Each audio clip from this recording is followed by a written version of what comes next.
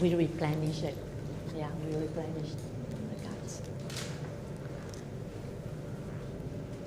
In a sense, nobody would ever know what is written on all the cards, except you, of course. Yes, there were different bits and pieces, comments that I make, or facts and figures that I collected.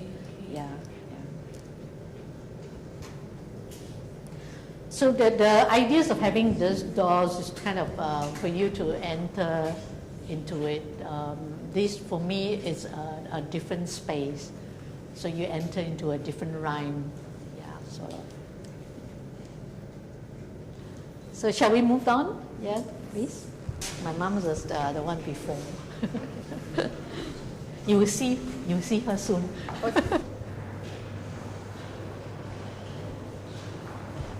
In this gallery, there's a focus on the body and also the issues, the gender issues. Yeah. So they basically house a collaboration, the works that comes out from a collaborations with my mom for over about 2 years. So they are in the forms of objects, installation work, photography, and some of the early objects I make, like this one, she and her dish cover, and that one, the basketball piece. The far end there, it's a continuation of mother and daughter's relations, where I have residency programs in Germany and Japan, and we extend that to interview some of the women there about their relationship. Yeah. So the results of that were their portrait and also their remarks on the portrait. Yeah, their own remarks in their own language. So I will speak a little bit more here, because this work is called Another Women, and it is one of the very important projects that I have to work with my mother for a long time, and I have been trying to explain to my mom what I do as an art practitioner, but I realized that I couldn't explain to her in her own language, her dialects, because I don't know how to speak in her own dialects, or I haven't got the vocabulary to explain to her. So I thought the best way was to kind of work with her together through a whole process of making something. So in order to kind of explain, what is art making. So the result of that was about 2 years of long working process. Yeah. So, but I used to kind of take photographs for the family's occasions and events. So it was very easy to kind of suggest, let's take photographs together.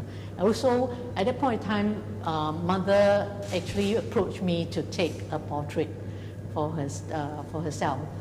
In Chinese traditions, we prepare ourselves, for the death. So to take a nice portrait. Yeah, so that's how we did that. So after doing that portrait, I took the opportunity to suggest to my mom that let's do other photographs together. So this was the results of the photography work. Yeah, and currently all these objects are being made together as well. Yeah. So what you saw here, they were actually objects that were kept by mom in a cupboard. What happened was during working with her in the collaborations, I noticed that whenever we buy her new things, she will always come up with this comment saying that she has no space for new things. So I opened up all her cupboards and found all these objects, and then they were actually lunch boxes, water bottles, things that we used to use as kids. And now the kids are away. What is left are these things, memories for her. And she kept them all in her cupboard. So I took them all out and suggest to her that can we use them in another way? And this is the result of that. So we went through a period of playing with them and trying out how to use them. And what you saw these in colors were actually my tights tights that I used to use in overseas when I was doing my training. And then when I came back to Singapore, I don't use them anymore. So we put them in the tights, and then they kind of gives you very strange forms. So it becomes interesting. So we had a lot of fun together. She made comments about them, make joke of them. So this was the whole process.